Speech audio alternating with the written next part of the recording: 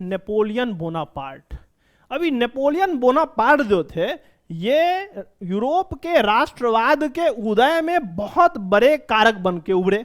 अब ये जनाब जो थे उनका जन्म 15 अगस्त 1769 ईस्वी में हुआ और 5 मई 1821 को गुजर गए।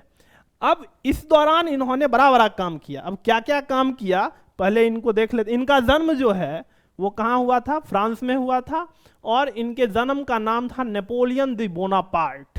ये इनका पूरा नाम था, नेपोलियन दी बोनापार्ट। ये फ्रांस की क्रांति के सेनापति थे। मतलब राजा महाराजाओं के खिलाफ जो उस टाइम में जो लोग बिगुल फूके थे, तो उस क्रांतिकारी लोगों में उनको जो लीड कर रहे थे वो ये जनाब थे।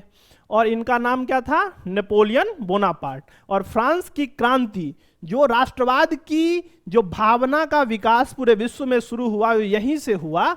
और इसके नायक या सेनापति या नायक जो भी कहेंगे वो नेपोलियन दी बोनापार्ट थे। अब 1799 में डायरेक्टरी का शासन समाप्त कर प्रथम कौंसल के रूप में फ्रांस के सत्ता पर अधिकार कर लिया। अब प्रथम कौंसल के रूप में किन्होंने सत्ता पे अधिकार कर लिया? नेपोलियन दी बोनापार्ट। अब कौंसल बनने से पहले ही नेपोलियन ऑस्ट्रिया को पराजित कर इटली के एक बड़े भाग पर अधिकार कर लिया था और 1804 में फ्रांस का सम्राट बन गया। कब बन गए? 1804 में। 1799 में डायरेक्टरी का शासन समाप्त कर दिए और प्रथम कौंसल के रूप में फ्रांस में आए। अब क्या है? उसने सम्राट के रूप में ब्रिटेन के अतिरिक्त यूरोप के बड़े भाग पर अपना आधिपत्य स्थापित कर लिया। क्या किया इन्होंने? ब्रिटेन के अतिरिक्त यूरोप के बड़े भाग पर अपना अधिकार स्थापित कर लिया।